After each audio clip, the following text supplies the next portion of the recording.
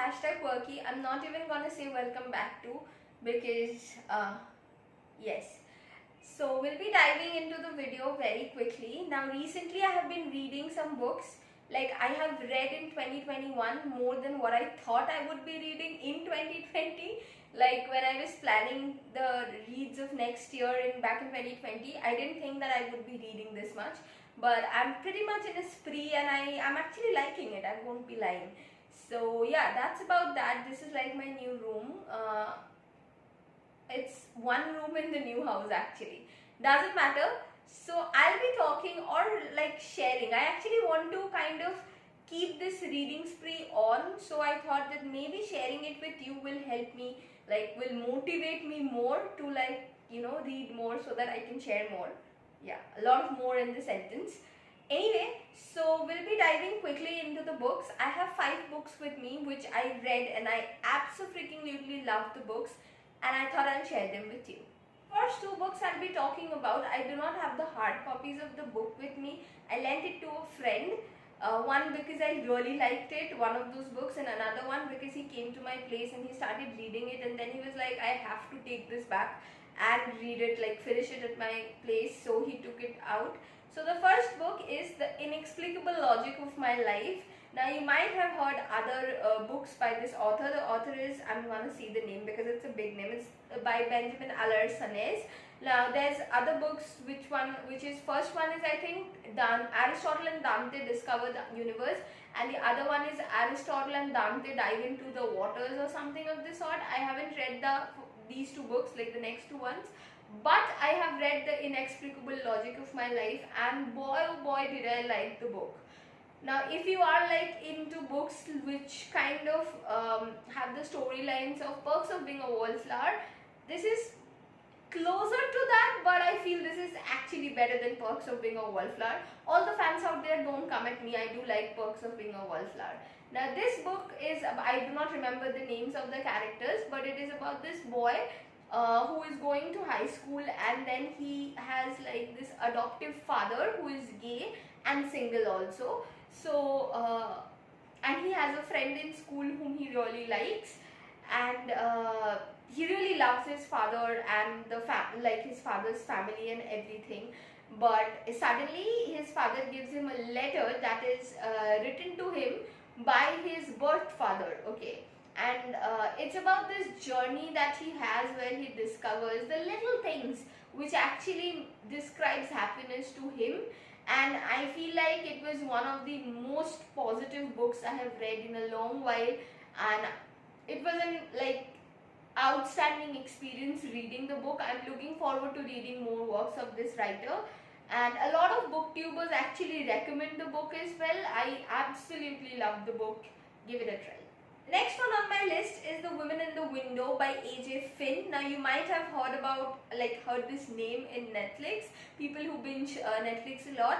There's a movie on it starring Amy Adams in it, but I have read the book. I've actually watched the movie as well, but the book is definitely better than the movie.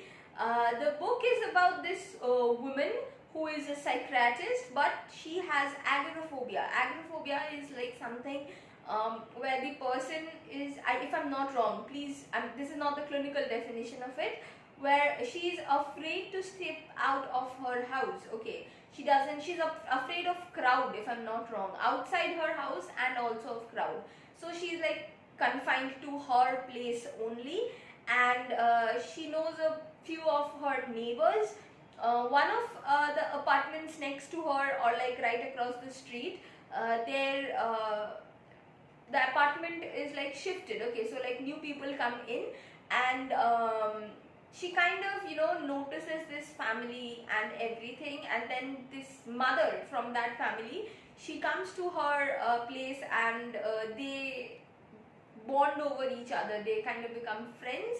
And then one sudden night she hears she hears a scream coming from that apartment, and she sees some things, and the novel is about how things take place after that, how the story unravels itself. Now I'm not gonna lie, it might just be me, but I could predict the story a little bit, okay. Not all the parts of it, but certain parts of it were definitely predictable to me. So that might be a thing, but I can guarantee you that if you're looking for a thriller, this is something that you should go for, because it's pretty good and it's unputdownable, definitely. If you're planning to read this, I would really suggest that you have some free time, like scheduled free time, because this book is gonna eat you up. So definitely you should look for that. The first one is actually a famous book again. When this came out, I remember so many people raving about this. This is the Norse Mythology by Neil Gaiman. Now, I didn't think that I'm gonna love this book this much, the much I actually did like it. I read it like half of it, and then I have a bookmark here. Anyway, I read half of the book, more than half of the book basically, and then I started hearing the audiobook. The audiobook is narrated by Neil Gaiman himself. So definitely I would say, like, if you have Storytel subscriptions or Audible subscriptions, I would definitely suggest you to like go ahead and listen to the audiobook. What I did was I listened to the audiobook, but I had this book open as well in front of me. So this is like, actually Gaiman has kind of taken stories from, not from comic books or not from, you know, famous mythological authors who write on Norse mythology itself, but majorly from folklore, okay, and oral folk tales and folklore. It's beautifully done, I feel like. It doesn't have one single plot, but the smaller stories, they kind of give you an idea about the kingdom Asgard, the making of Norse mythology, and the end of it as well. If you are into mythology, do give this a read. I actually really enjoyed this book, I'm not gonna lie. Okay, so the next book, I haven't heard of this book a lot everywhere. Okay, gonna be very honest here. This is called Munmun or Munmun, I'm not sure. M-U-N, okay, by J.Z. Andrews. Now, as you can see, it's not a thin book, huh? And although the font, like here, it's not very small or anything. I think I finished this book in about maybe 1.5 or 2 days, but so yeah, I really liked the book. The book is about this family, this little family. Now it has a world of its own, honestly, where people are larger and smaller according to depending on the wealth they own, okay. So people who are very poor, they are even smaller than cats and rats also, maybe, okay.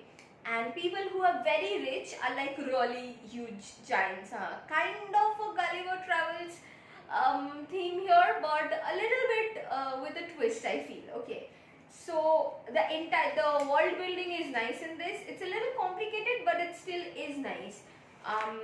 It's about this little boy who was like really small and how he grew big. And if you like reading a little bit of political satire, I think this is a book that you should go for, because some parts of this book, especially the ending of this book, is so beautifully done when it comes to justification of societal order, I feel. So yeah, definitely a must read. I do not say that everybody is gonna love this book, but this book is humorous. Okay, so yeah, I really enjoyed it. And the last book that I read and I kind of loved, okay, is The Tattooist of Auschwitz by Heather Morris. Now this is the true story of Lael or Lale, I'm not sure. Let's stick with Lael Sokolov. This is the love story that is based in the Second World War, in the times of the Second World War, and how the man and the woman are like both taken hostages by the Nazi, and they fall in love in the concentration camps, actually, okay, and both of them are Jewish. And when I was reading this book, I was like, yeah, okay, it's okay, right?